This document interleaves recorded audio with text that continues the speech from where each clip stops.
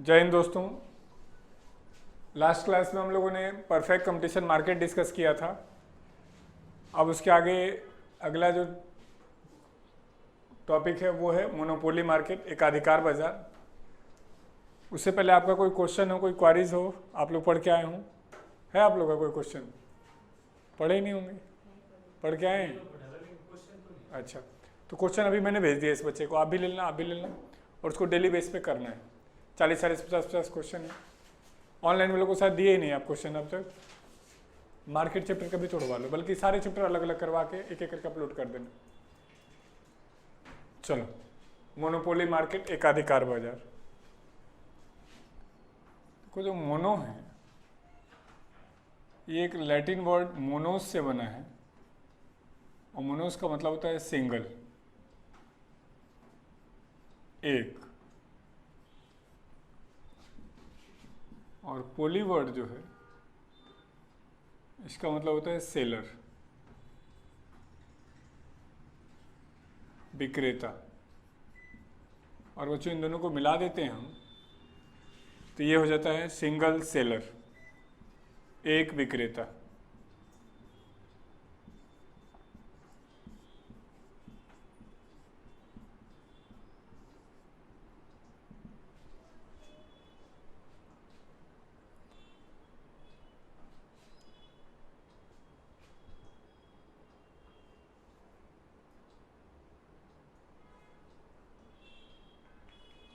देखना बच्चे, विपिन ने क्या क्वेश्चन पूछा हुआ है।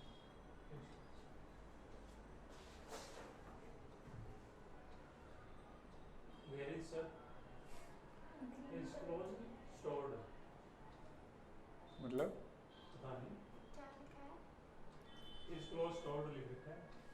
क्लास स्टार्टेड ऐसे लिखा है।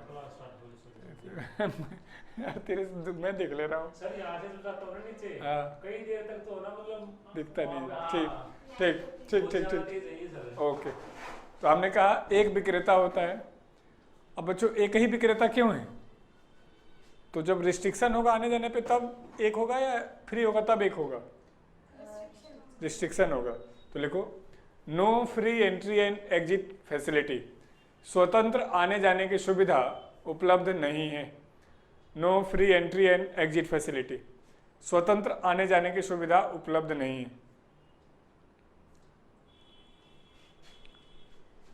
अब देखो, खरीदने वाला एक, सॉरी बेचने वाला एक, खरीदने वाले ढेर सारे, और एंट्री एग्जिट नहीं है।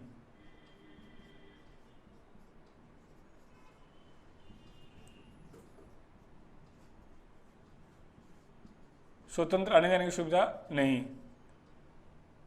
तो सोच के बताओ, सब्स्टिट्यूट होगा? यानी खरीदने वाले का बेच के पास ऑप्शन है? नहीं। तो लिखो, सब्स्टिट्यूट का मतलब होता है विकल्प। तो कोई विकल्प नहीं है, एक ही बेचने वाला है। तो लिखो, नो सब्स्टिट्यूट।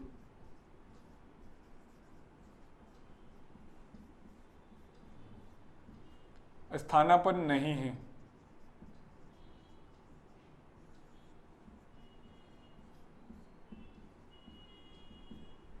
नो सब्स्टिट्यूट, स्थानापन्न नहीं। अब खरीदने वाले ढेर सारे हैं, बेचने वाला एक है, तो प्राइस हाई होगा, लो होगा? हाई होगा।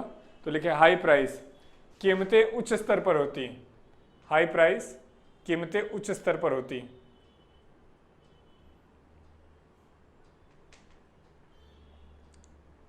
अब बच्चों, खरीदने वाला ढेर सारा, बेचने वाला एक, और विकल्प नहीं है, तो प्राइस हाई है।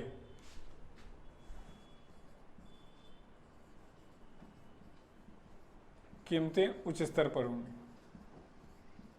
अब सोच के बताओ, सबके लिए कीमतें सेम होंगी या अलग अलग होंगी? इसमें सर बेचने वाला सबको एक ही कीमत पे बेचेगा, या जैसे जैसे डिमांड बढ़ेगा रेट बढ़ाएगा? अलग अलग बेचेगा। डिमांड बढ़ रही है तो अपने आप कीमत बढ़ाने लगेगा। यही काम का पॉइंट है इस चैप्टर में। तो लिखो, प्राइस डिस्क्रिमिनेशन, कीमत विभेदीकरण इस बाजार की मुख्य विशेषता है। Price discrimination is the main feature of monopoly market. कीमत विभेदीकरण इस बाजार की मुख्य विशेषता है।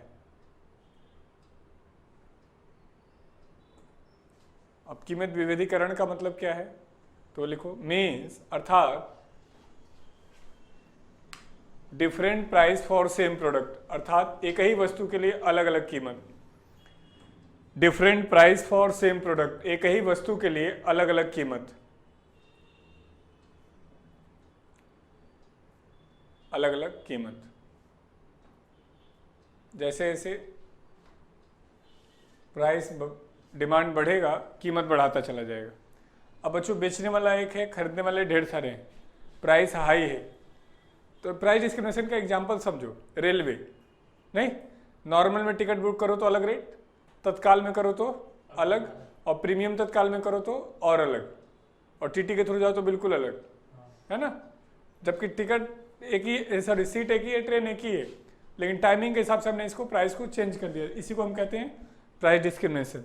जैसे बच्चे आप देखते होंगे बिजली कंपनी है, 100 यूनिट तक अलग रेट होता है, 200 यूनिट तक अलग, रेजिडेंशियल है तो अलग, कॉमर्शियल है तो अलग, है ना। तो वो किसका एग्जाम्पल है, प्राइस डिस्क्रिमिनेशन का।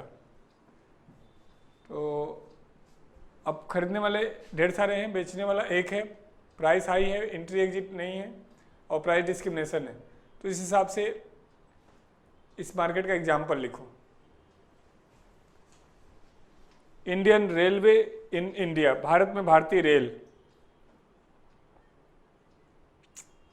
भारत में भारतीय rail, Indian railway in India. दूसरा इलेक्ट्रिसिटी कंपनी, बिजली कंपनी। अब देखा करो एक एरिया में एक ही बिजली कंपनी होती नहीं। अगला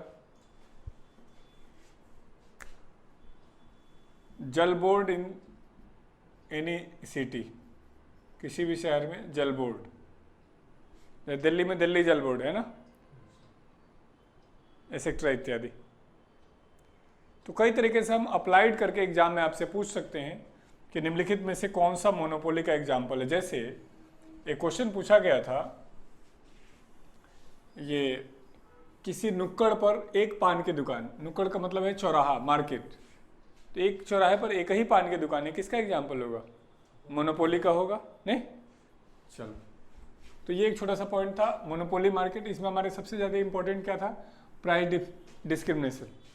और दूसरा आप यदि एक वर्ड से ही देख लो, फ्री एंट्री एग्जिट है ही नहीं, उसी से आप पूरे मार्केट को एक्सप्लेन कर सकते हो। जब एक ही है तो सब्स्टिट्यूट नहीं होगा। चलो अगला लिखो, मोनोपोलिस्टिक मार्केट।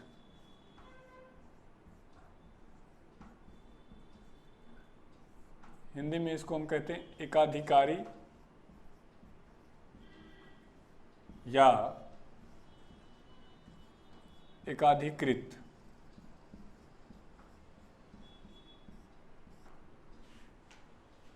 उसको क्या कहते थे, एकाधिकार, और इसको क्या कह रहे हैं, एकाधिकारी। हिंदी वाले खासकर ये ध्यान रखना। तो इसमें बच्चों लगभग सारी विशेषता होती है परफेक्ट कंपटीशन वाली, और किसी कारण से बिहेव करने लगता है मोनोपोली के तरीके से, यानी एक ऐसा मार्केट जिसमें दोनों विशेषताएं पाई जाती हों। तो ऐसे मार्केट को हम क्या कह रहे हैं, मोनोपोलिस्टिक मार्केट, एकाधिकृत बाजार। तो लिखो पहला, large number of seller and buyers, क्रेता विक्रेता की बड़ी संख्या। Large number of seller and buyers, क्रेता और विक्रेता की बड़ी संख्या। अब खरीदने वाले ज़्यादा हैं, बेचने वाले ज़्यादा हैं, तो एंट्री एग्जिट क्या होगा, फ्री होगा। तो लिखो free entry and exit facility, स्वतंत्र आने जाने की सुविधा उपलब्ध है। Free entry and exit facility, स्वतंत्र आने जाने की सुविधा उपलब्ध है। Free entry and exit facility, स्वतंत्र आने जाने की सुविधा उपलब्ध है। अब बच्चों बेचने वाले ज़्यादा हैं, खरीदने वाले ज़्यादा हैं, तो सब्स्टिट्यूट होगा नहीं होगा, होगा। तो लिखो प्रोडक्ट आर क्लोज सब्स्टिट्यूट, वस्तुएं निकट स्थानापन्न,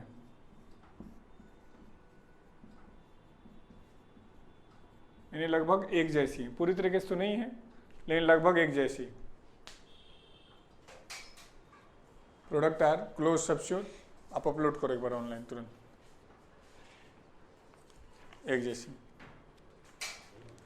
हाँ,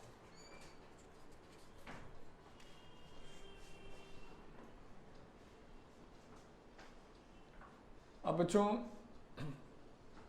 एक पॉइंट और लिखो, दे प्रोड्यूस सेम प्रोडक्ट, वे समान वस्तुएं बनाते हैं। दे प्रोड्यूस सेम प्रोडक्ट, वे समान वस्तुएं बनाते हैं।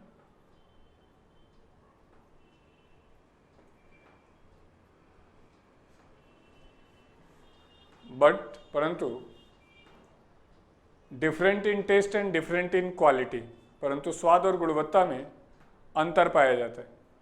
Different in taste and different in quality, स्वाद और गुणवत्ता में अंतर पाया जाता है।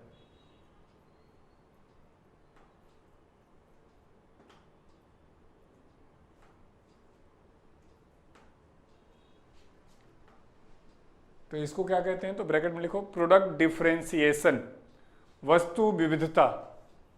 प्रोडक्ट डिफरेंशिएशन, वस्तु विविधता।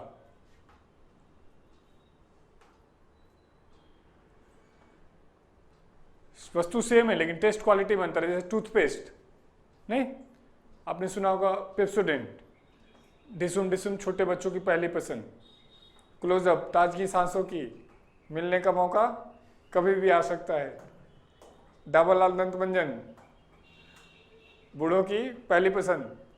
तो देखो ध्यान से, तो ऐड में सबका टारगेट ग्रुप अलग अलग है, नहीं, जबकि है टेस्ट क्वालिटी तो सेम ही है। तो ऐसी वस्तुओं को हम क्या कहते हैं, प्रोडक्ट डिफरेंशिएशन, वस्तु विविधता। जैसे लक्स हो गया, लाइफबॉय हो गया, सिंथॉल हो गया, तीनों एक ही चीज है लेकिन टेस्ट क्वालिटी में अंतर है नहीं है, तीनों का टारगेट ग्रुप भी अलग अलग है। तो यदि प्रोडक्ट डिफरेंशिएशन है तो प्राइस डिफरेंशिएशन होगा नहीं होगा, वस्तुएं लगभग अलग हैं तो कीमत में भी लगभग अंतर पाया जाएगा। तो लिखो price differentiation is the other feature, कीमतों में अंतर पाया जाता है, कीमतों में अंतर पाया जाता है।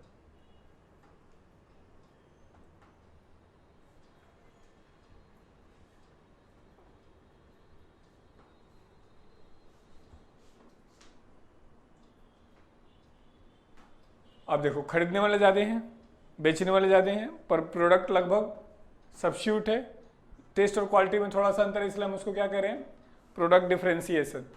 तो ये लगभग सारी विशेषताएं कैसी हैं, परफेक्ट कंपटीशन के तरीके से। खरीदने वाले भी ज़्यादा हैं, बेचने वाले भी ज़्यादा हैं, वस्तु का सब्स्टिट्यूट भी है, एक दूसरे मतलब लक्स की जगह लाइफबॉय यूज कर सकते हैं नहीं, कोई ऐसा है जो ये कहने में तो लक्स ही यूज करूँगी नहीं है, ऐसा है तो साइको है वो, है ना। हम कोशिश करेंगे जी हमारा पसंद है लक्स का तो हम लक्स यूज करेंगे, लेकिन मान लो नहीं मिला तो चलो लाइफबॉय से भी काम चला लेंगे। तो क्या नहीं है, तो एक पॉइंट लिखो इस मार्केट में जो सबसे ज़्यादा दिक्कत वाली बात है, buyer have no complete knowledge about market, क्रेता को बाजार की पूरी जानकारी नहीं है। No complete knowledge about market, क्रेता को बाजार की पूरी जानकारी नहीं है।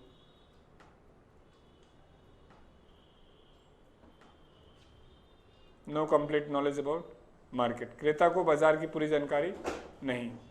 अब बच्चों खरीदने वाले ज़्यादा हैं, बेचने वाले ज़्यादा हैं, सब्स्टिट्यूट भी है लेकिन बायर को नॉलेज नहीं।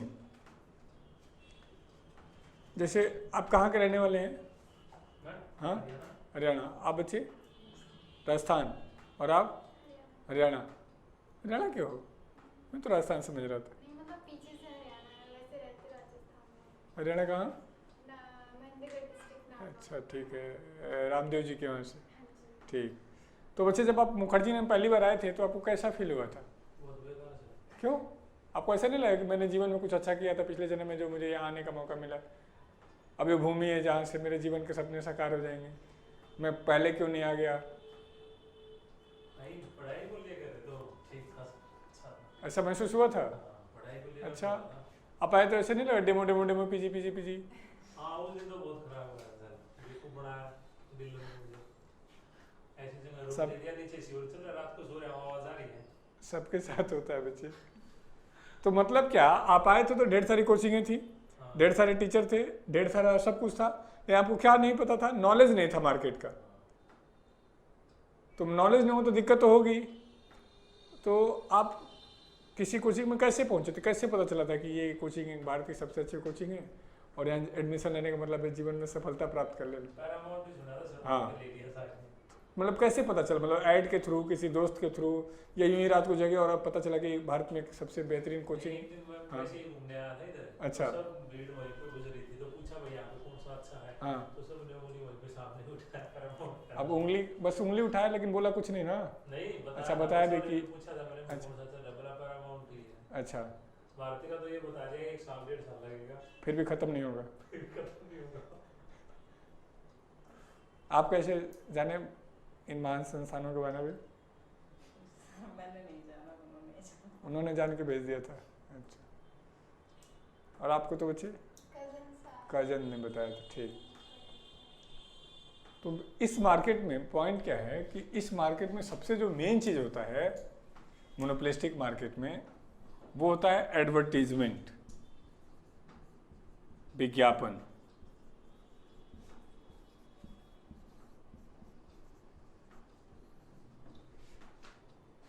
मतलब बायर को नॉलेज नहीं है तो प्रश्न है कि बायर आखिर पहुंचा कैसे सेलर तक, है ना?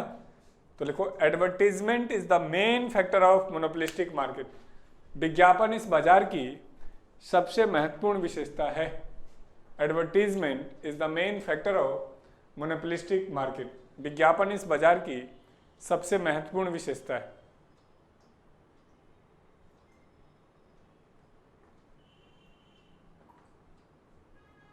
विज्ञापन इस बाजार की सबसे महत्वपूर्ण विशेषता है।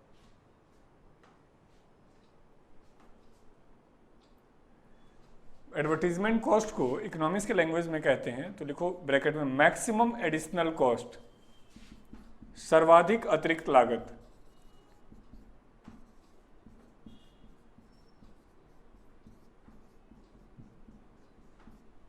यही क्वेश्चन पूछा था अभी कि किस मार्केट में सबसे ज्यादा एडिशनल कॉस्ट होता है, तो हम कहते हैं बच्चों मोनोपोलिस्टिक मार्केट में। आजकल का मार्केट यही है, मोनोपोलिस्टिक। आजकल के मार्केट का कॉन्सेप्ट ही है कि जो दिखता है वो बिकता है। जितनी अच्छी आपकी ब्रांडिंग होगी उतना अच्छा आपका डिमांड होगा। देखो नाम दो तरीके से होगा, या तो काम से या तो एडवर्टीजमेंट से। नाम वाले में टाइम लगता है, धीरे धीरे धीरे धीरे धीरे, तो मार्केट उतना टाइम देता नहीं है आपको धीरे धीरे वाले में, क्योंकि बाकी, हाँ बच्चे, सिनेमाज में भी ऐसे ही होता है। तो आसान तरीका क्या है? एडवर्टीजमेंट, विज्ञापन। लेकिन विज्ञापन कैसे बनाना है? प्रोडक्ट की विशेषता नहीं बतानी। प्रोडक्ट की विशेषता बताओगे तो कोई खरीदेगा नहीं, आपके इमोशन को जोड़ देना है। अब आप देखे करें, फेयर इन लवली का ऐड आता है, काले को गोरा बनाए, fair in lovely 7 day challenge. और एक वो बच्चे अब कर देते हैं, सोचने वाली बात है कि जिसको ब्रह्मा नहीं बना पाए, तुम्हारी फेयर इन लवली बना देगी नहीं, लेकिन क्या पता अंदर से लगता है क्या पता बना देते हो।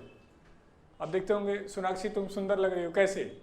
तो मैं पैरागॉन चप्पल पहनती हूँ, पैरागॉन पैरागॉन, तो सुंदरता का चप्पल से कोई संबंध है? नहीं। डीओ लगाइए आपकी तरफ, कुछ लोग गिर जाएंगे, ऐसा होता है? नहीं। तो इन ऐड को ध्यान से देखो, तो ये आपके इमोशंस को आपको उसके साथ जोड़ रहे हैं। मतलब मुझे कोचिंग का प्रचार करना है तो मुझे ये नहीं बताना कि ये पढ़ाते हैं ये पढ़ाते हैं, तुम भाग जाओगे, इरिटेट हो जाओगे। मुझे एक इंस्पेक्टर का फोटो लगा के बस प्रतिष्ठित सरकारी नौकरी प्राप्त करें, अलग अलग कई सारे 5 महीने में प्राप्त करें, 6 महीने में प्राप्त करें। वही मैं कहूँगी 1 साल में प्राप्त करें तो बच्चा इरिटेट होगा कि 1 साल में थोड़ी ना होता है।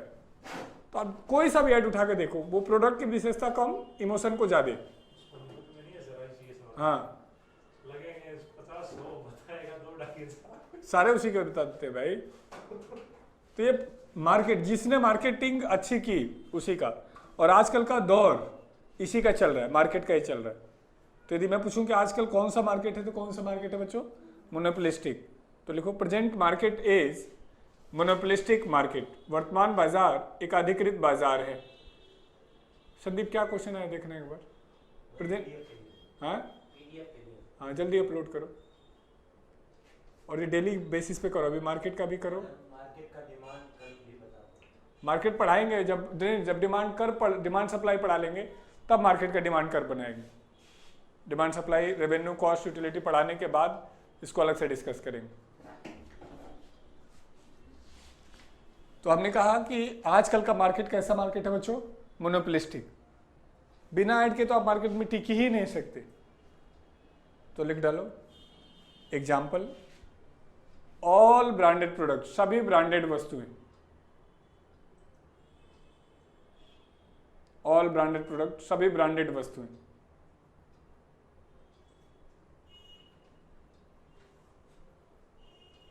क्लियर? तो आजकल का मार्केट कैसा है? ये मोनोपोलिस्टिक। हम किसी रिसर्च कहता है कि हम लगभग जो चीज़ खरीद रहे हैं उसका 97% चीज़ एडवर्टीजमेंट से अफेक्ट होकर खरीद रहे होते हैं। लगभग जो चीज़ भी खरीद रहे हैं सारा कुछ हम एडवर्टीजमेंट से प्रभावित होकर खरीद रहे हैं। क्लियर? तो इसीलिए कंपनी अपने आप को मार्केट में बनाए रखने के लिए ऐड पे काम करती है, और जिस दिन ब्रांड बन जाती है टेंशन खत्म हो जाता है। उस ब्रांड बनने तक के लिए तो मैंने कहा दोनों तरीके, या तो ऐड या तो काम। तो ऐड वाला आसान है। अब लिखो ओलिगोपोली मार्केट, अल्पाधिकार बाजार।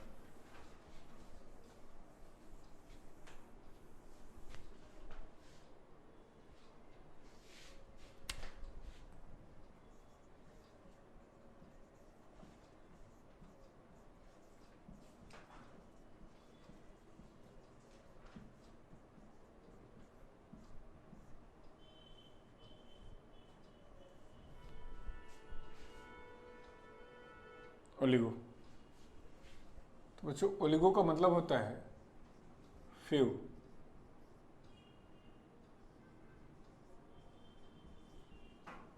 और पोली का मतलब होता है सेलर, विक्रेता।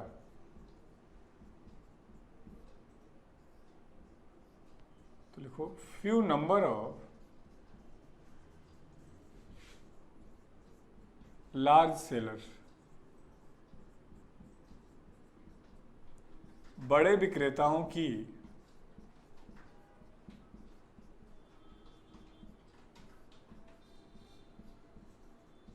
छोटी संख्या।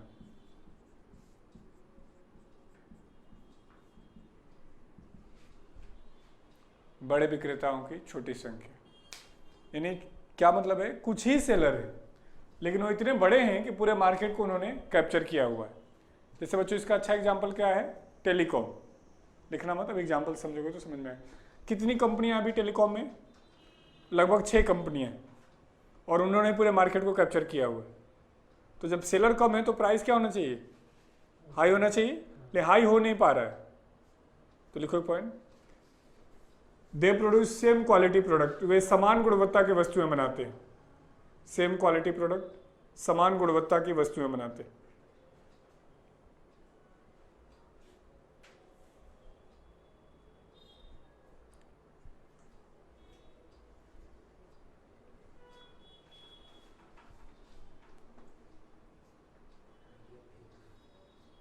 समान गुणवत्ता की वस्तुएं बनाते हैं। इसीलिए यदि क्वालिटी सेम नहीं होती तो किसी की तरफ भी बायर भाग जाता।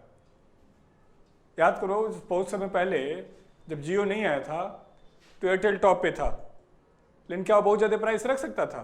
नहीं। यदि प्राइस बढ़ा था तुरंत उसको छोड़ के लोग भाग जाते दूसरे की तरफ। तो लिखो प्राइस डिसाइडेड बाय सेलर, कीमत का निर्धारण विक्रेता के द्वारा किया जाता है। डिसाइडेड बाय सेलर, कीमत का निर्धारण विक्रेता के द्वारा किया जाता है। But affected by other sellers, परंतु दूसरे विक्रेताओं से प्रभावित होकर। But affected by other sellers, दूसरे विक्रेताओं से प्रभावित होकर। खुद डिसाइड करें लेकिन दूसरे को भी ध्यान में रखना होगा, है ना। तो इसको इकोनॉमिक्स के लैंग्वेज में क्या कहते हैं? तो ब्रैकेट में लिखो प्राइस वार कंडीशन। कीमतें युद्ध स्तर पर निर्धारित होती हैं।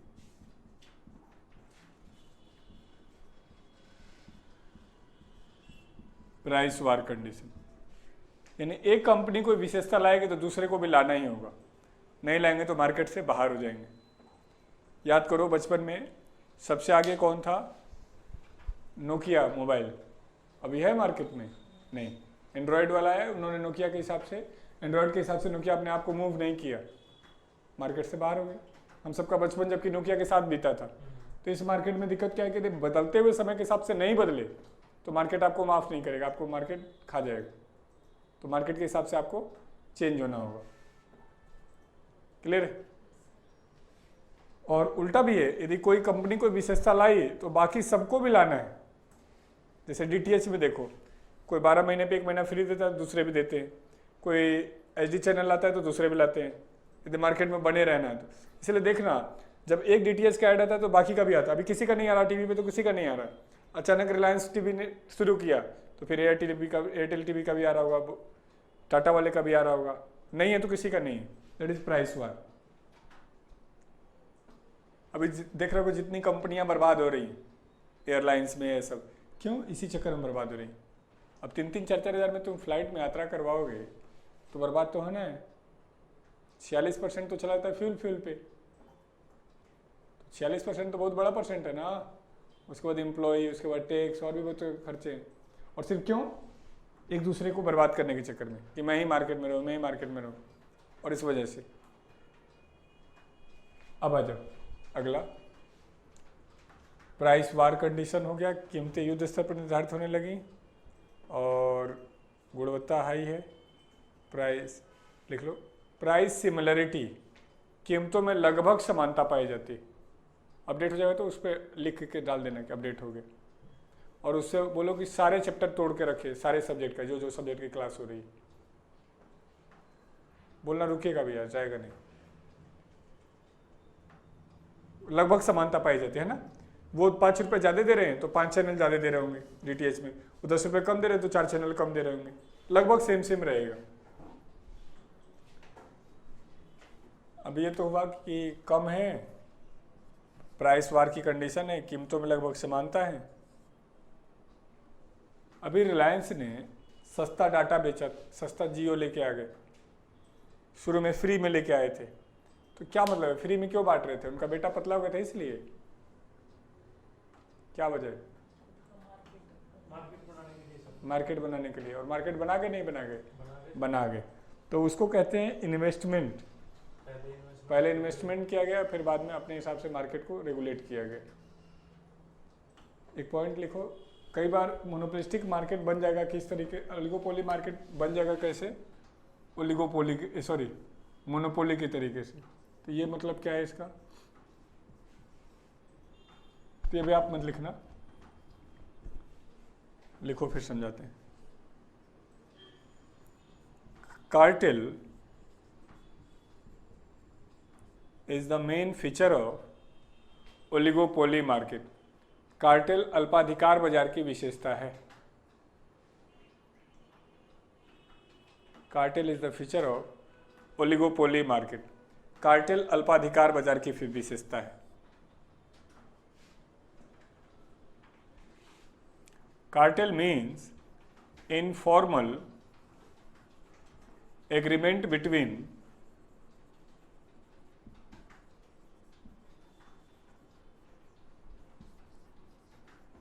companies or organizations or country, देश, संस्थाओं या कंपनियों के बीच गैर औपचारिक समझौता। देश, संस्थाओं और कंपनियों के बीच गैर औपचारिक समझौता। यदि कंपनियां आपस में मिलजुल करके मार्केट को कैप्चर करने के लिए एग्रीमेंट कर लें तो इसको हम क्या कहेंगे? कार्टेल। जैसे बच्चे, दुनिया का सबसे बड़ा कार्टेल कौन सा माना जाता है? तो दुनिया का सबसे बड़ा कार्टेल माना जाता है ओपेक। देखो, OPEC example, organisation of petroleum exporting countries, तेल निर्यातक देशों का संगठन। Organisation of petroleum exporting countries, ये देश आपस में मिल करके पेट्रोल का प्राइस बढ़ाते हैं और जब मन करता है प्राइस को बढ़ा या घटा देते। अब देखो इसका मतलब क्या है। थे कितने? कम, लेकिन आपस में मिल करके क्या बन गए? मोनोपोली। तो कई बार मोनोपोली भी बन जाएगा, ओलिगोपोली, लेकिन कब बनेगा? जब आपस में कार्टेल बना लेंगे। जैसे सारे इंश्योरेंस कंपनी मिल करके आपस में चाहे तो एक रेट नहीं डिसाइड कर लेंगे। ऐसे समझो, जब जियो नहीं आया था तो लगभग 1 GB डाटा 300 रुपये का दिया जाता था हमें 1 महीना, और अब 1 महीने में 1 दिन में 2 GB दे दे रहे हैं, हाँ 1.5 GB दे रहे हैं। और पूरे महीने का ले रहे हैं 50 रुपये, 100 रुपये, 150 रुपये। इसका मतलब समझ रहे हो कितना कमाया उस समय? 300 रुपये 1 महीने में, अब 150 रुपये में 1 दिन में, यानी महीने में कितना? तो ये क्या बना लिए थे अपने आप को? मोनोपोली। आपस में बोला किसी ने कुछ नहीं था, लेकिन एक आइडियल रेट डिसाइड कर लिया कि इससे कम में तो देंगे नहीं, तो वो ओलिगोपोली होते हुए भी क्या बना हुआ था? मोनोपोली। अभी क्या है? डरे हुए हैं, इसलिए कीमतें कम होती चली जा रही है। जब ये डर खत्म हो जाए और कार्टेल बना ले तो ओलिगोपोली कैसा ट्रीट करने लगेगा? मोनोपोली के तरीके से। जबकि है क्या ये? देश का संगठन था, कौन सा? ओपेक। नहीं, लेकिन मिल करके कैसा बन गया? मोनोपोली के तरीके से। दूसरा एग्जाम्पल कार्टेल का, NSG, न्यूक्लियर सप्लायर ग्रुप, परमाणु आपूर्तिकर्ता देश। न्यूक्लियर सप्लायर ग्रुप, परमाणु आपूर्तिकर्ता देश।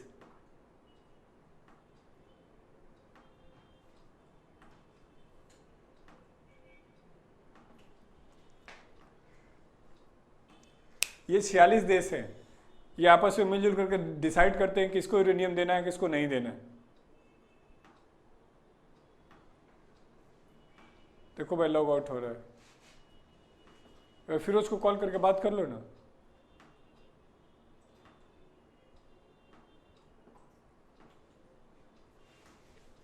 क्लियर है? परमाणु आपूर्तिकर्ता देश। अब ये सीखते हैं कि रिलायंस ने सस्ता डाटा दिया क्यों, और इसका हमारे, अच्छा हमने कहा इंश्योरेंस कंपनी आपस में मिलके समझौता कर लें तो क्या हो जाएगा? कार्टेल बन जाएगा, और ये कार्टेल बनते ही मोनोपोली किसकी तरफ से मूव कर जाएगा? ओलिगोपोली। क्लियर है? यानी ओलिगोपोली मोनोपोली में कन्वर्ट कब होगा? जब ये अपने आप को कार्टेल बना ले। अब ये आपस में कार्टेल ना बनाए, ये सरकार की जिम्मेदारी है। इसीलिए सरकार ने इंश्योरेंस कंपनियों को कंट्रोल बनाने के लिए क्या कर दिया? IRDA बना दिया, इंश्योरेंस रेगुलेटरी डेवलपमेंट अथॉरिटी। सारे बैंक मिल करके आपस में बदमाशी ना करें, इसके लिए एक रेगुलेटरी अथॉरिटी बना दिया। किसको? RBI, reserve bank of India. सारे शेयर मार्केट में कंपनियां आपस में बदमाशी ना करें, इसके लिए क्या बना दिया गया? SEBI, securities and exchange board of India. सब आगे पढ़ाऊंगा। अभी के लिए क्या जानना है कि कार्टेल रोकने की जिम्मेदारी सरकार की थी। जैसे अभी टेलीकॉम कंपनी में हमारे आपके लिए दिक्कत ना करें, इसके लिए क्या बनाया गया? Try, telecom regulatory authority of India. तो ये यदि कोई कंट्रोल नहीं रहेगा तो कार्टेल बनाएंगे ही बनाएंगे। यदि आप मुखर्जी नगर में रहते हैं तो आप ध्यान से देखिए, तो आपका ज़्यादा खर्चा किस चीज़ में है? पढ़ने में नहीं है, रहने में। जबकि पटना और लखनऊ इलाहाबाद में रहेंगे तो रहने में खर्चा नहीं है। क्यों? यहाँ मकान मालिकों ने कार्टेल बनाया हुआ है कि इससे कम में तो देना ही नहीं। नहीं तो एक एग्जाम्पल से देखो, पहले रिलायंस वाली कहानी समझते हैं कि रिलायंस ने सस्ता डाटा क्यों दिया है। मान लो बच्चों मैं बियर पीता हूँ, एग्जाम्पल है, और मैं डेली एक बियर पी रहा हूँ और लगभग 2 साल से पीता हूँ, ज़िंदगी में मज़ा आ रहा है, जाता हूँ 100 रुपये देता हूँ, पी के चला आता हूँ। अब एक दिन दुकान वाले ने कहा कि सर अब हम आपको 1 बियर पे 3 बियर फ्री देंगे। मैंने तो बहुत अच्छी बात है, 100 रुपये लो, 4 बियर दे दो और 4 दिन बाद मुलाकात होगी। उनका नहीं सर यहीं पीना होगा। मैं कहा यार 4 की तो कैपेसिटी नहीं है। उनको कोई बात नहीं, 4 तक पी सकते। अब मैंने धीरे धीरे पीते पीते 4 की लिमिट बना ली है पिछले 6 महीनों में। अब मैं जा रहा हूँ 100 रुपये दे रहा हूँ, 4 बोतल पी के आराम से आ रहा हूँ, ज़िंदगी मज़े से कट रही है। ऐसे करते करते 3 साल बीत गए। अब एक दिन अचानक दुकान वाला कह रहा है सर हमें तो लॉस हो रहा है। हमने कहा यार हो तो रहा होगा। तो अब हमने इस प्लान को चेंज करेंगे। मैंने कहा चेंज कर लो, कोई बात नहीं, 3 दे देना। का पूरी बात तो सुनो, हम आपको एक भी फ्री नहीं देंगे, और हमारा एक बोतल 1500 रुपये का। अब ऐसे थोड़ी ना होता, इतना महंगा। का सॉरी सर, हम इससे सस्ता नहीं दे सकते। अब मैं गुस्सा करके चला आया कि इससे सस्ता नहीं दो तो मैं तुम्हारे वहाँ नहीं पीऊँगा, और बच्चों में बाहर चला आया कि मैं किसी और दुकान में पीऊँगा। लेकिन इनकी कंपटीशन में लगभग सारी दुकानें बंद हो चुकी हैं, क्लियर है, और जो हैं वो भी लगभग इसी रेट पे बेच रही हैं। अब मैं ना पीऊँ ऐसा तो नहीं हो सकता, क्योंकि मुझे तो हैबिचुअल कर दिया गया, तो पीना ही पड़ेगा। ये मोबाइल वाले में तुम्हारा 1 GB डाटा 1 महीने में काम कर जाता था, अब तुमको डेली 2 GB खर्च करना है, और करना ही है, नहीं खर्च करोगे तो खत्म हो जाएगा अगले दिन अपने आप। तो हमने धीरे धीरे क्या किया, आदत बनाया। और तुमको क्या लगता है इसी रेट पे देंगे? रुक जाओ 2-3-4 साल, है ना। बिना मोबाइल के जीवन सोच सकते हैं हम? नहीं, बहुत मुश्किल हो रहा है। तो ये आपस में कुछ समय बाद लगभग धीरे धीरे सारी कंपनियां खत्म हो गई हैं, तो आने वाले समय में और हाई रेट पे देंगे। तो ये ओलिगोपोली धीरे धीरे किधर की तरफ मूव करना चाहते हैं? मोनोपोली की तरफ। तो ओलिगोपोली मोनोपोली में ना कन्वर्ट हो, कार्टेल ना बने, ये जिम्मेदारी किसकी है? सरकार की। तो सरकार अपना काम कर रही नहीं कर रही, अपने आप में डिस्प्यूट का मुद्दा है। चलो अब इस मार्केट का एग्जाम्पल लिखो। संदीप यूट्यूब पे डाल दो ना दूसरा वाला जो मेरा टॉपिक है, इसके आगे वाला। अगला लिखिए एग्जाम्पल, टेलीकॉम कंपनी। अब ध्यान से समझना, इस मार्केट में जो हम एग्जाम्पल लिखवाएंगे वो सारे के सारे आपस में होंगे तो ब्रांड, लेकिन ब्रांड के रूप में कोई इफेक्ट पड़ेगा नहीं। जैसे टेलीकॉम में हम किसका ले, कोई फर्क पड़ेगा? एयरटेल का ले लें, वोडाफोन का ले लें, जियो का ले लें, कोई फर्क नहीं पड़ेगा। अगला टेलीकॉम के बाद DTH, डायरेक्ट टू होम। और मन में कोई क्वेश्चन है तो भाई पूछ लिया करना आप लोग, ऑनलाइन वाले आप लोग भी पूछ लेना भाई। DTH, direct to home. अगला बैंक। अगला इंश्योरेंस कंपनी, बीमा कंपनी।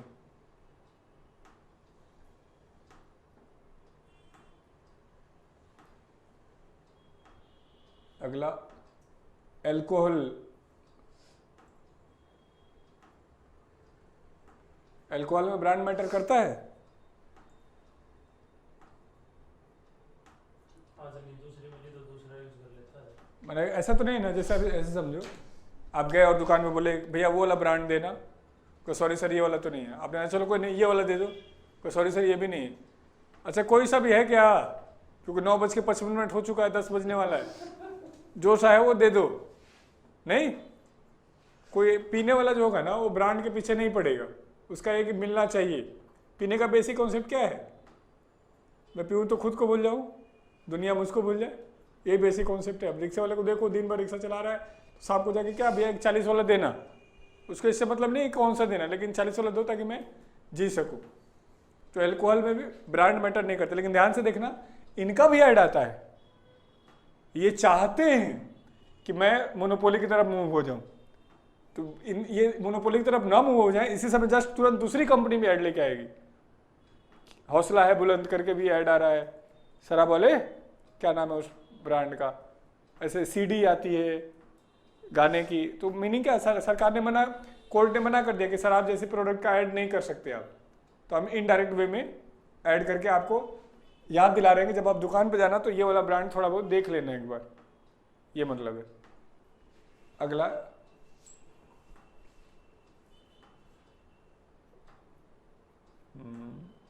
टोबैको, तंबाकू, सीमेंट, एक्सेट्रा इत्यादि। तो हाँ, सीमेंट में ब्रांड मैटर कहाँ करता है? ब्रांड मैटर नहीं करता, लेकिन कुछ ही कंपनियां हैं।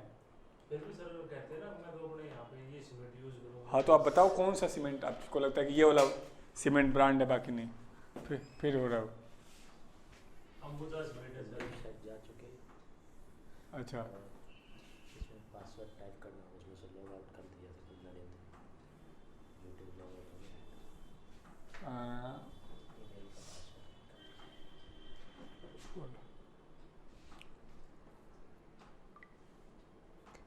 अगला लिखो डुओपोली।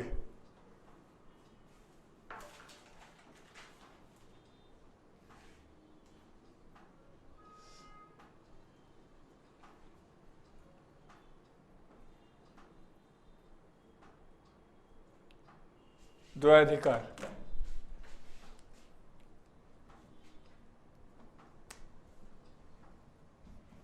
किसी कॉल भी आई थी राजकुमार की ऐसी कोई?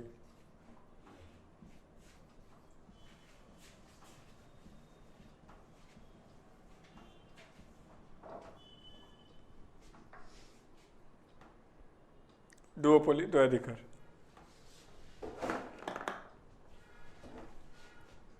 डुओपोली में क्या है? टू सेलर्स, दो विक्रेता, and other features are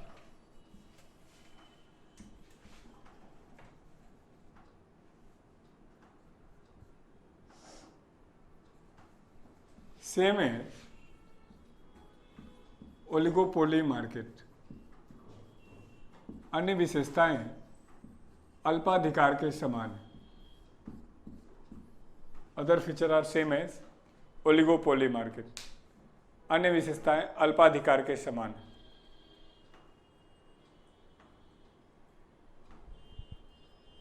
oligopoly market अल्पाधिकार के समान। क्लियर है? मतलब वहां कुछ थे या दो ही है? दोनों में भी प्राइस वार कंडीशन है। दोनों ब्रांड हैं लेकिन ब्रांड के ऊपर बहुत ज़्यादा इफेक्ट नहीं कर पाएंगे। दोनों के एक प्राइस में लगभग सिमिलरिटी पाई जाएगी। दोनों मिल के चाहे तो कार्टेल बना के ओलिगोपोली बना ले, सॉरी मोनोपोली बना ले। तब आपको मुझे बताना है कि ऐसा कौन सा मार्केट है जहाँ मेनली दो ही सेलर हैं। आप लोग को ईश्वर ने जितना दिमाग दिया है सारा लगाइए और बताइए ऐसा एग्जाम्पल जहाँ दो ही विक्रेता हो।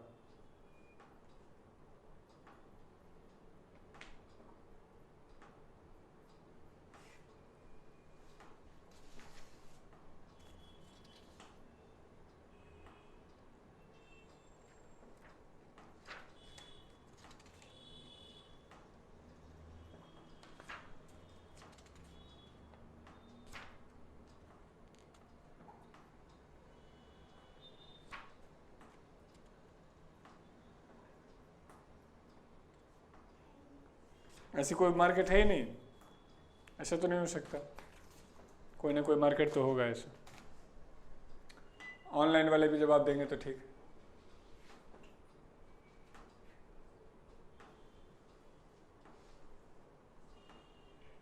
कोई दिमागी में नहीं आ रहा है?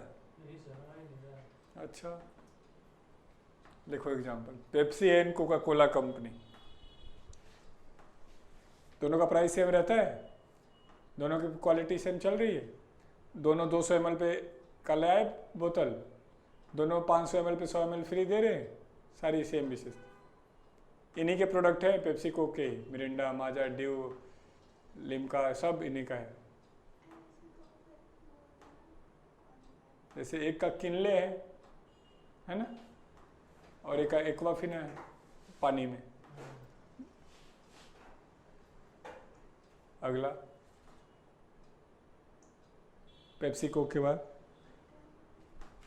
Parle Britannia, Parle and Britannia.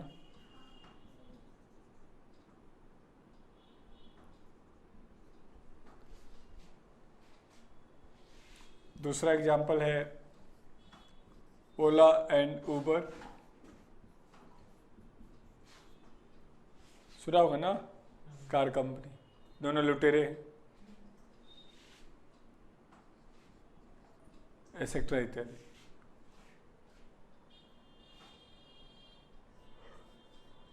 अगला लिखो मोनोसोनी मार्केट, एक क्रेता बाजार। मोनोसोनी मार्केट, एक क्रेता बाजार। नाम से ही क्लियर है क्या होता है ये मोनोसोनी मार्केट में।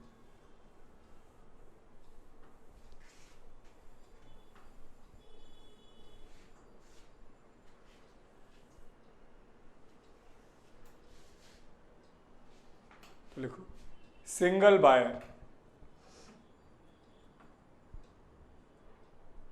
एक क्रेता, and large number of sellers, अधिक विक्रेता।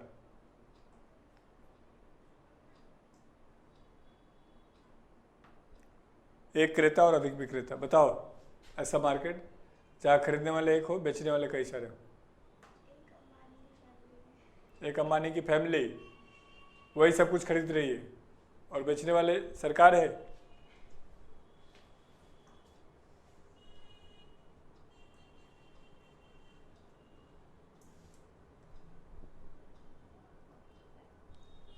बताइए, जितना दिमाग है ईश्वर ने दिया है सब लगाइए। यहाँ बेचने वाले कई सारे लोगों, खरीदने वाला एक ही व्यक्ति है।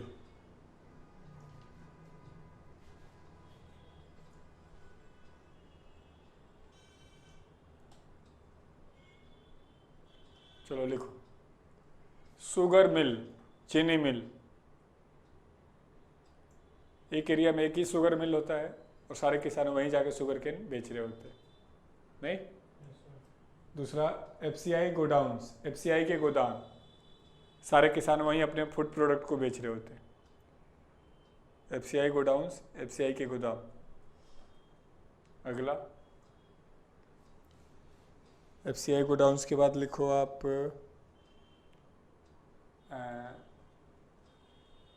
रेलवे प्रोडक्ट, रेलवे उत्पाद।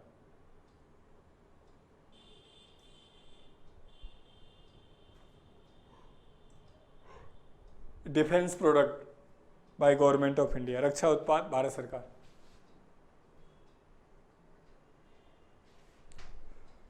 तो ये एक छोटा सा टॉपिक था, ये हमने ख़त्म कर लिया है। अब एक नया चैप्टर शुरू करेंगे।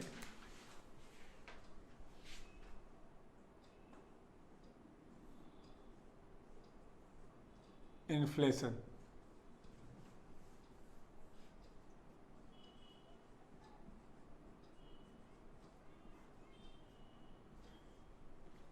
इससे पहले आप लोगों का दो काम हो जाएगा। एक तो टैक्स के प्रीवियस क्वेश्चन आपने सारे लोगों को करना है।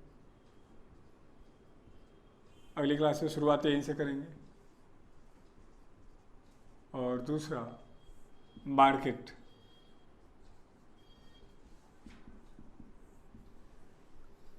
लगभग 60 क्वेश्चन यहाँ हैं और 40 के आसपास क्वेश्चन यहाँ हैं। 100 क्वेश्चन है टोटल जब तक आए हैं इस टॉपिक में।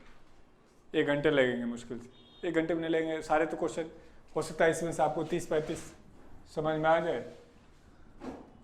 15-20 ना आए, वो डिस्कस करेंगे। सेम यहाँ पे भी आधे घंटे में कर सकते हैं। हाँ बताओ, इन्फ्लेशन क्या होता है? मुद्रास्फीति किसे कहते हैं? सुना है? क्या होता है? सुना है? क्या सुना है?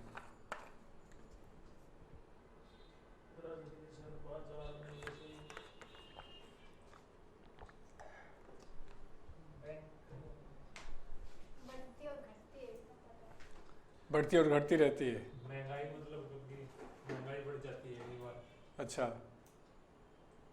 सर किसी के कंपैरिजन में जैसे रुपए का बढ़ना और घटना, जैसे मुद्रा का फ्लो बढ़ जाता है मार्केट में, अच्छा, तो बैंक क्या करता है वहाँ से मतलब उसको कंट्रोल करता है आरबीआई।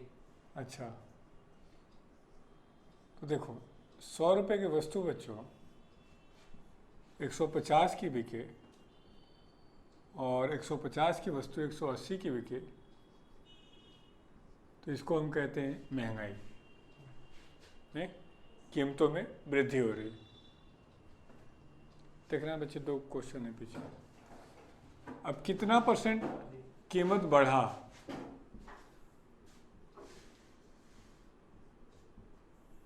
इस बढ़ने के रेट को नीचे वाला दोनों, उससे नीचे ऊपर। क्वेश्चन कहाँ पीडीएफ कहाँ है? तो ये पूछ रहा है। अच्छा, लिंक भेज दो पीडीएफ का। ठीक है, ठीक। और ये बता रहा है inflation is with respect to base year. हाँ चलो ठीक। बच्चों हमने आपके स्टडी मटेरियल वाले सेक्शन में आपका PDF अपलोड कर दिया है, बाकी अभी लिंक डलवा दे रहे हैं। और दूसरा आपने जो जवाब दिया है कि बेस ईयर की तुलना में इसको कंपेयर करते, ये भी ठीक है, देखते हैं। तो हमने कहा कीमतों के बढ़ने को हम कहते हैं महंगाई, किस रेट से बढ़ रहा है उसको कहते हैं इन्फ्लेशन, मुद्रास्फीति। तो पहले डिफिनेशन लिखो, एग्जाम्पल लिखो, फिर बताते हैं क्या होता है। लिखो, rate of increasing in price of commodity, वस्तुओं के मूल्य में होने वाले वृद्धि दर को मुद्रास्फीति कहते हैं। वस्तुओं के मूल्य में होने वाले वृद्धि दर को मुद्रास्फीति कहते हैं। Rate of increasing in price of commodity is known as inflation. वस्तुओं के मूल्य में होने वाले वृद्धि दर को मुद्रास्फीति कहते हैं।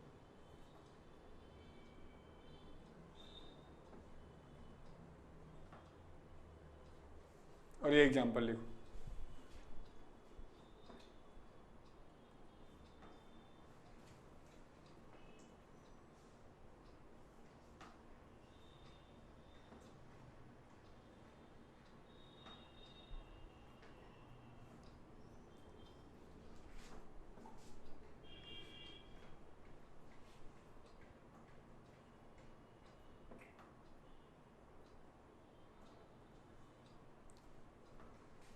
IAS 2012 में पूछा गया कि इन्फ्लेशन कम हो रहा है तो इसका मतलब है वस्तुएं सस्ती हो रही हैं। सही बात है, गलत बात है? इन्फ्लेशन कम हुआ है तो वस्तु सस्ती हुई है। स्टेटमेंट सही है, गलत है? गलत है। वस्तु 150 की थी, 180 की हो गई। इन्फ्लेशन जरूर कम हुआ है, 50% से कम होकर कहाँ आ गया?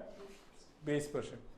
यानी इन्फ्लेशन का मतलब है वस्तु के महंगी होने के दर में कमी आई है, वस्तु के महंगाई में कमी नहीं है। यानी वस्तु के किस रेट से बढ़ रही थी वो रेट नहीं बढ़ा। तो हम कहें कि इन्फ्लेशन क्या शो करता है? तो सिर्फ रेट को शो करता है। हो सकता है आगे 190 की हो जाए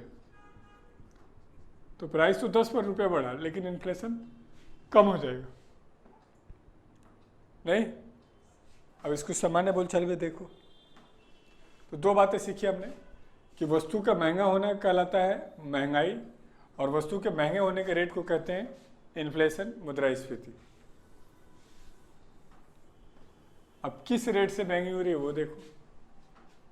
55 में बच्चों आप 1 रुपये में 4 टॉफ़ी ले लिया करते थे, अब 1 रुपये में आप 2 टॉफ़ी ले रहे हैं।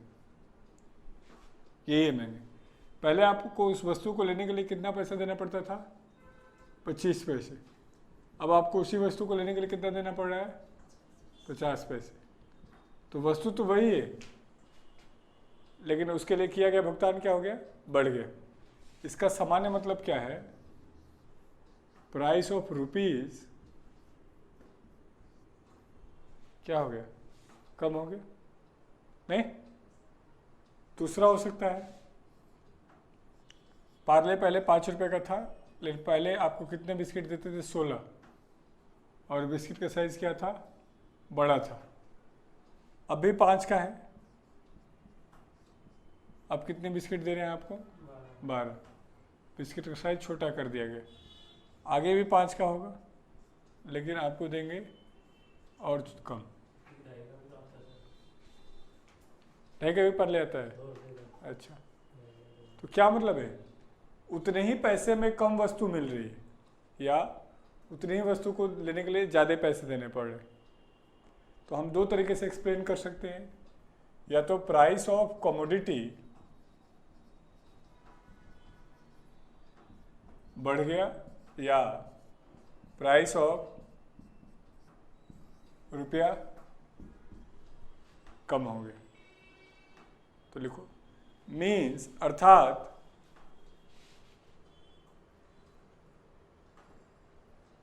Rate of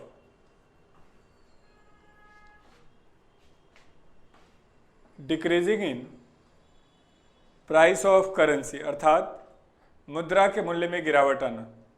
rate of decreasing in price of currency, मुद्रा के मूल्य में गिरावट आना।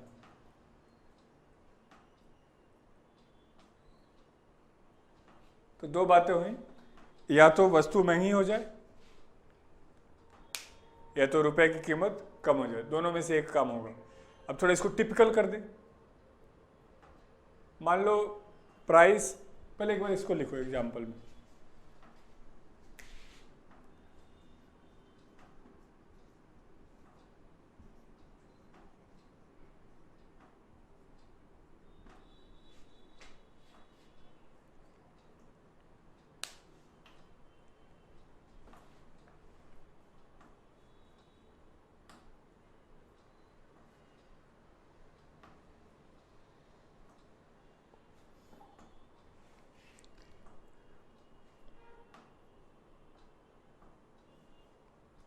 देखो सामान्य डिफिनेशन तो ये हो गया, लेकिन अब हम इसको टफ करें वो अपर एग्जाम के लिए। मान लो रुपया भी महंगा हो रहा, रुपए की कीमत बढ़ रही हो, लेकिन उससे तेज गति से वस्तु की कीमत बढ़ रही हो, तभी क्या होगी? वस्तु महंगी हो जाएगी। मान लो रुपया उतना ही हो, लेकिन वस्तु और महंगी हो रही हो, तभी इन्फ्लेशन हो जाएगा। मान लो वस्तु उतने पे ही हो, लेकिन रुपये की कीमत कम हो रही हो, तभी इन्फ्लेशन आ जाएगा। यानी हमने कहा है या तो वस्तु की कीमत बढ़ जाए या तो रुपए की कीमत कम हो जाए। इन दोनों परिस्थितियों को हम क्या कह रहे हैं? इन्फ्लेशन, महंगाई। कर लेंगे ना? ठीक। अब मेन और काम का पॉइंट क्या है कि इन्फ्लेशन का कारण क्या है, रीजन ऑफ इन्फ्लेशन क्या है, मुद्रास्फीति का कारण।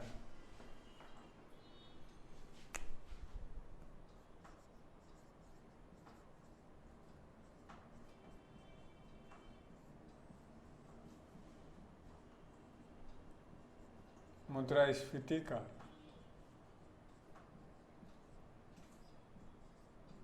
कारण।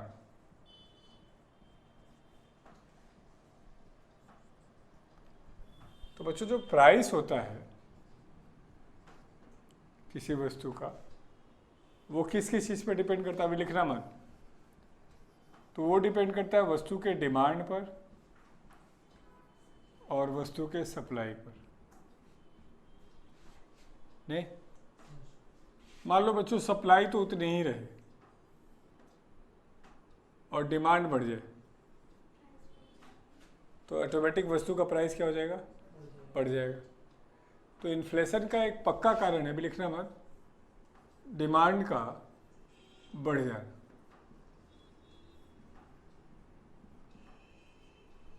दूसरा स्थिति क्या हो सकता है?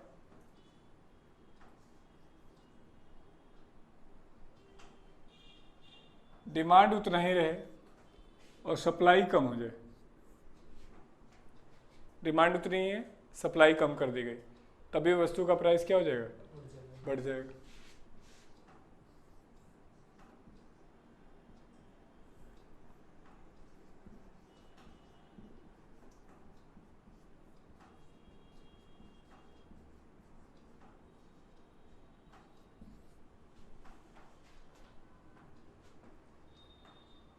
और कोई कारण होता है कीमत के बढ़ने का इन दोनों के अलावा?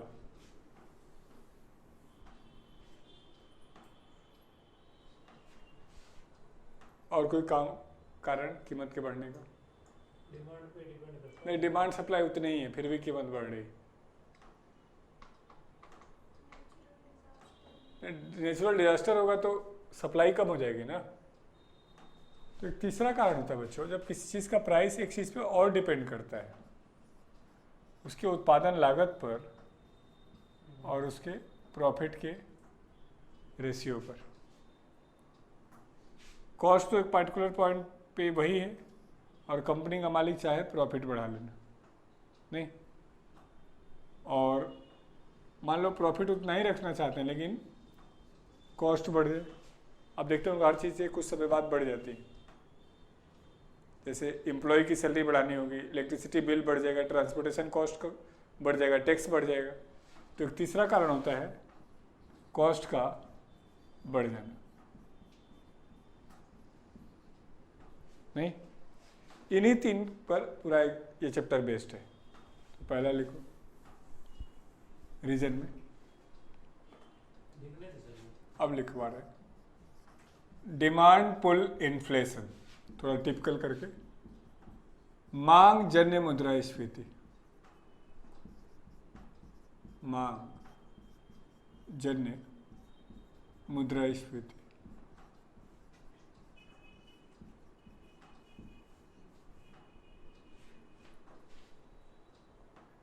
मीन्स अर्थात ड्यू टू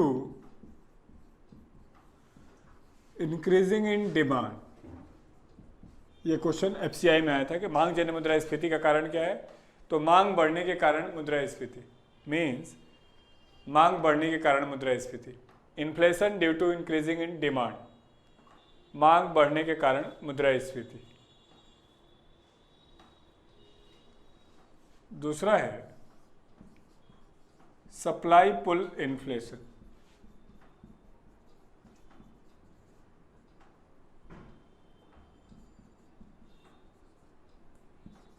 आपूर्ति जन्य मुद्रास्फीति।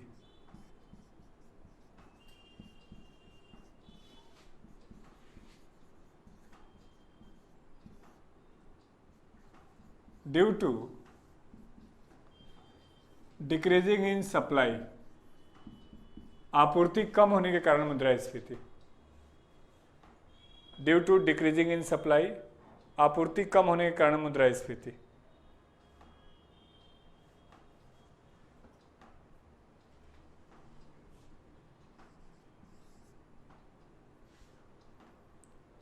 और तीसरा cost push inflation,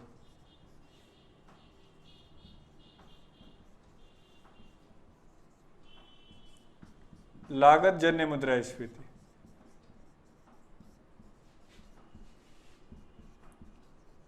due to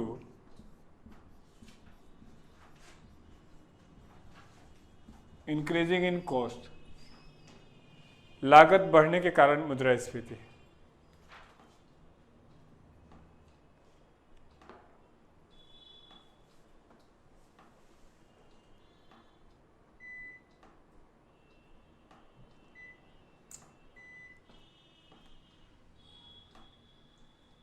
clear है? तो ये तो एक यूं ही डायरेक्ट पूछ लेता है कि डिमांड पुल इन्फ्लेशन का मतलब क्या है, सप्लाई पुल का, कॉस्ट पुल का। और दूसरा, निम्नलिखित में से कौन सा डिमांड पुल इन्फ्लेशन का कारण है, कौन सा सप्लाई पुल इन्फ्लेशन का कारण है, मतलब रीजन। तो एक हेडिंग डालो, रीजन ऑफ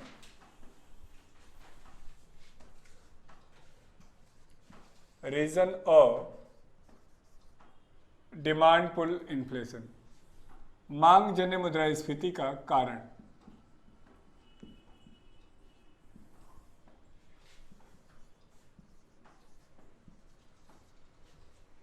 चलिए बताइए, मांग क्यों बढ़ती है? तो आप लोगों को बताना चाहिए किसी वस्तु की डिमांड कब बढ़ेगी। तो उसका प्राइस कम होगा सर। नहीं, प्राइस कांस्टेंट रखना है। जब एक फैक्टर को चेंज करेंगे तो रिमेनिंग को कांस्टेंट, प्राइस भी कांस्टेंट रखना है, टेस्ट भी कांस्टेंट रखना है, डिमांड सप्लाई भी कांस्टेंट रखना है, सब कुछ कांस्टेंट। सिर्फ डिमांड बढ़ाना है। तो डिमांड कब बढ़ेगी? सर जब प्रोडक्ट अच्छा होगा। अब गैस सिलेंडर का क्या प्रोडक्ट, सेम ही होगा। इसमें जरूरत की वस्तुओं को ही शामिल किया जाता है। तो यानी प्रोडक्ट की क्वालिटी में कोई चेंज नहीं है, फिर भी डिमांड बढ़ रहा है।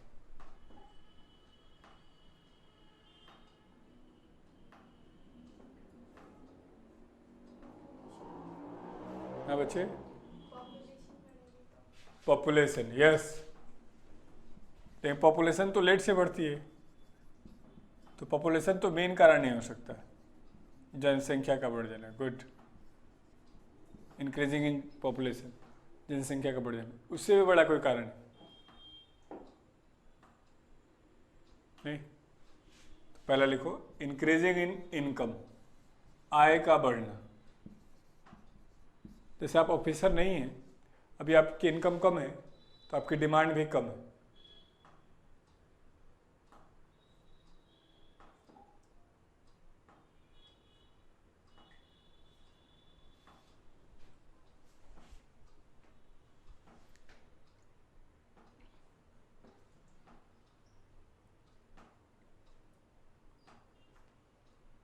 नहीं, अचानक 6th पे कमीशन 7th पे कमीशन लागू होगा, डिमांड बढ़ जाती है। 7th से 8th लागू होता है, डिमांड बढ़ जाती है। अभी आप लोग ऑफिसर नहीं तो आपकी डिमांड 10,000, 12,000, 15,000 में पूरी हो जा रही है। ऑफिसर बनने के बाद 50,000 भी कम पड़ने लगेंगे और समझ नहीं आएगा जा कहाँ रहा है। दिक्कत ये भी है। ना बढ़े तो हाँ। जीरो हो जाएगी। नहीं नहीं, बनना तो है, ऐसा नहीं सोचना। आप लोग को तो जो भी एक्स्ट्रा टाइम मिले, अभी जैसे SC HSSC वाले जो लोग हो, आप लोगों को तो NCERT पे काम करना चाहिए। NCERT में सर साइंस वाले पे ना, साइंस मैथ। साइंस में थी ना। हाँ ये बच्चा कुछ लिख रहा है, कॉस्ट पुल। क्या? सर इन्फ्लेशन दोबारा से बता दो sir. Sir cost pull inflation, बता दीजिए एक बार फिर। अभी बच्चे आएगा, दोबारा आएगा कॉस्ट वाला, तो एक बार दोबारा बताऊंगा। अभी के लिए मैंने कहा लागत बढ़ने से भी महंगाई बढ़ जाती है, आगे पढ़ाऊंगा। तो आपने कहा कि डिमांड बढ़ने के कारण मुद्रास्फीति, डिमांड क्यों बढ़ती है? अब से एग्जाम में हम पूछें कि घर में शादी है तो खर्चे बढ़ गए, तो डिमांड पुल इन्फ्लेशन है या सप्लाई पुल है? डिमांड घर में शादी है इसलिए घर के खर्चे बढ़ गए, तो डिमांड पुल इन्फ्लेशन का एग्जाम्पल है सप्लाई पुल का। डिमांड का इसका एक पार्टिकुलर डेट पे बैंड बाजे वाले का रेट बढ़ जाता है, डिमांड तो डिमांड पुल है सप्लाई पुल है? डिमांड डिमांड है। चलो, तो मतलब ये पहचानना है आपको।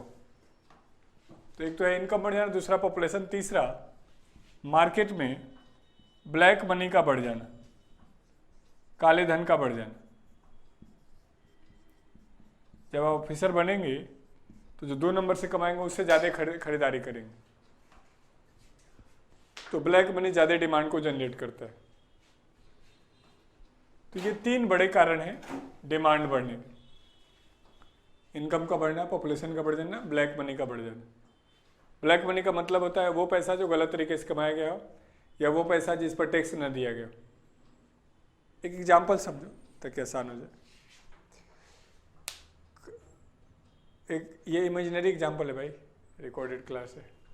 पहले हम लोग क्या करते थे कि सैलरी जब लेते थे कोचिंग से, जॉब करते थे तो कैश में लेते थे।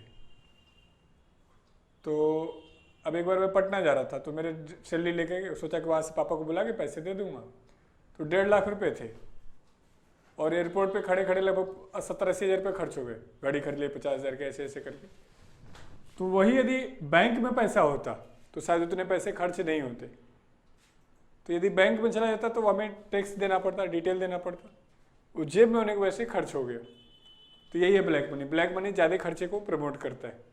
तो हमने कहा कि ऐसे कारण जो डिमांड को बढ़ाते हैं वो सारे के सारे क्या कहलाएंगे? Demand pull. अगला लिखो, reason of supply pull inflation, आपूर्तिजन्य मुद्रास्फीति का कारण।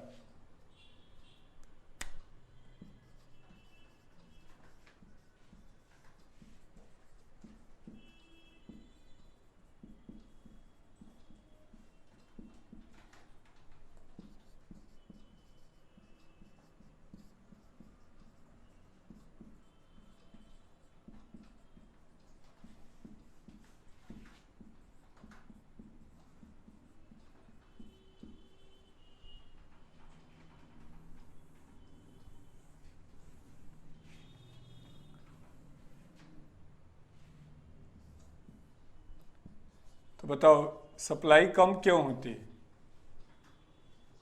कम जब मतलब मेकिंग चार्जेस बढ़ जाता है। तो कॉस्ट बढ़ेगा ना। संदीप वो लिंक डाल दो ना कमेंट में, कॉपी करके।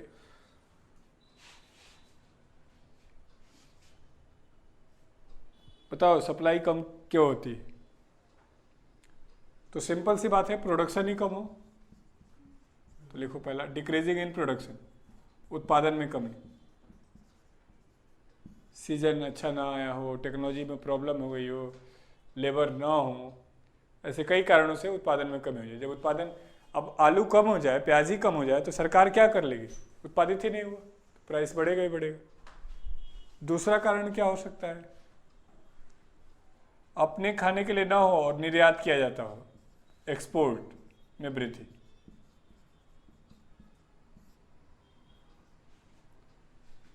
निर्यात में वृद्धि।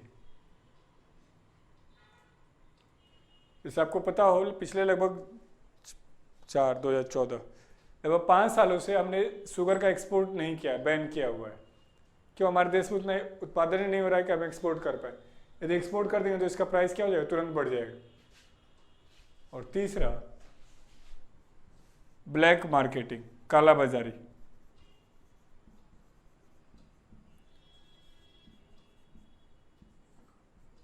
इलीगल तरीके से होर्डिंग कर ली जाए वस्तुओं को तो मार्केट में सप्लाई क्या रहेगा? कम रहेगा, नहीं? तो यदि किसी चीज़ की सप्लाई मार्केट में कम रहेगा तो उसका प्राइस क्या हो जाएगा? बढ़ जाएगा। अब मैं आपसे पूछूं एग्जाम में कि रोड पर स्ट्राइक हो गया है इसलिए वस्तु का प्राइस बढ़ गया, तो डिमांड पुल इन्फ्लेशन का एग्जाम्पल होगा या सप्लाई पुल इन्फ्लेशन का? सप्लाई का, क्योंकि स्ट्राइक हो गया है तो मार्केट में सप्लाई नहीं गया है, इसलिए वस्तु किसके जाएगी? Supply pull inflation. चलो अगला लिखो, रीजन ऑफ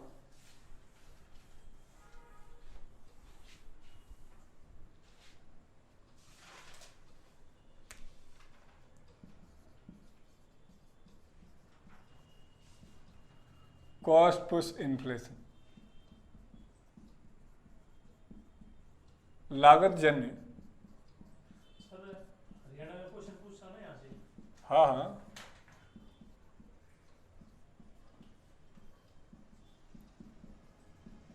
एक बार तो भाई बढ़िया से ढंग से तैयारी करनी ही पड़ती है, 8 महीने 10 महीने। अब मेरी तुम्हारी दिक्कत क्या है कि हम चाह रहे हैं कि 2 ही 4 महीने में नौकरी लग जाए, घबराए इतने, परेशान कितने, इसलिए कहीं और फिर वो 2-3 महीने कहीं 2-3 साल निकल जाता है और बात नहीं बनती। एक बार तो 8-10 महीने मतलब आपको ढंग से मेहनत करना पड़ता है, तो चाहे कहीं से पूछे। अब वो बच्चा उस चीज़ को समझी नहीं, वो इतना प्रेशर में है कि नहीं मुझे तो अभी नौकरी चाहिए, तो ऐसे चाहते से क्या होता है। हाँ, अब बस किसी ने पूछा था कि लागत जन्य का मुद्रास्फीति क्या, मैंने कहा कि यदि वस्तुओं के उत्पादन लागत में ही वृद्धि हो जाएगी तो वस्तु ऑटोमेटिक क्या हो जाएगी बच्चों? महंगी हो जाएगी। तो ऐसे कारण से होने वाली मुद्रास्फीति को हम क्या कहते हैं? कॉस्ट पुश इन्फ्लेशन, लागत जन्य मुद्रास्फीति। तो इसका एग्जाम्पल हमने बोला था आपसे,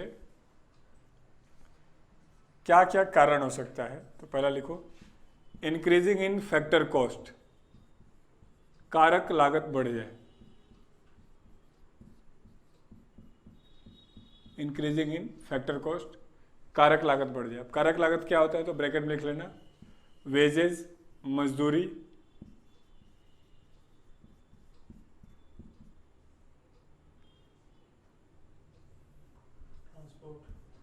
ट्रांसपोर्टेशन कॉस्ट, उत्पादन लागत,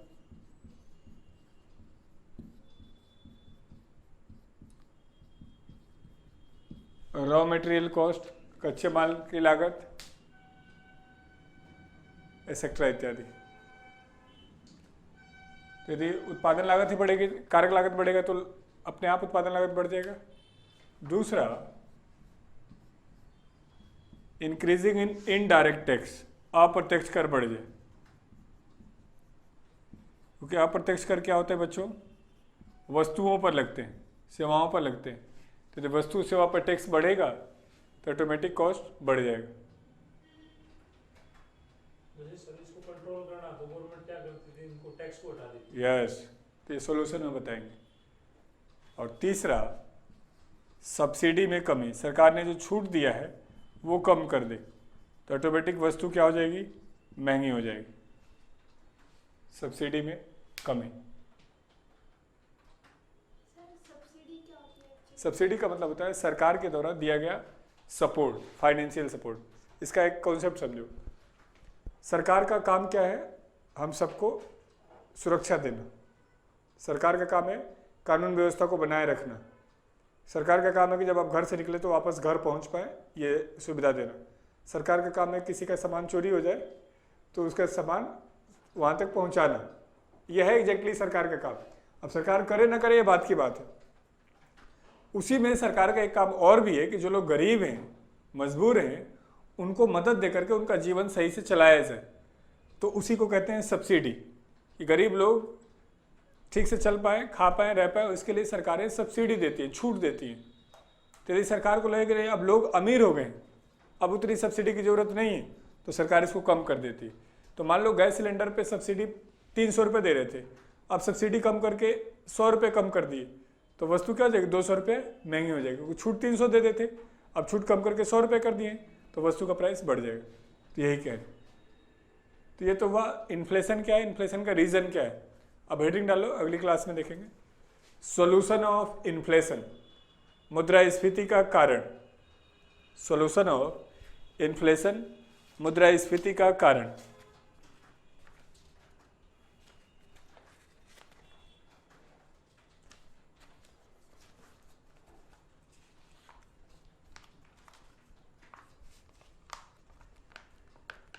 ये इंग्लिश मीडियम में बच्चों इसमें 57 क्वेश्चन और हिंदी मीडियम में 72 है।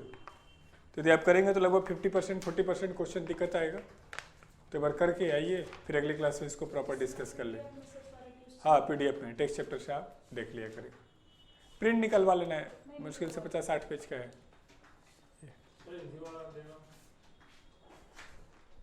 ऑनलाइन वालों कोई क्वेश्चन, कोई क्वारीज, कोई डाउट हो भाई?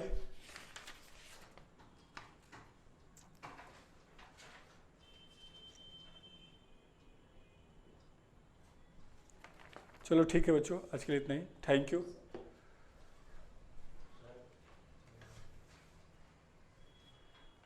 क्या क्वेश्चन है?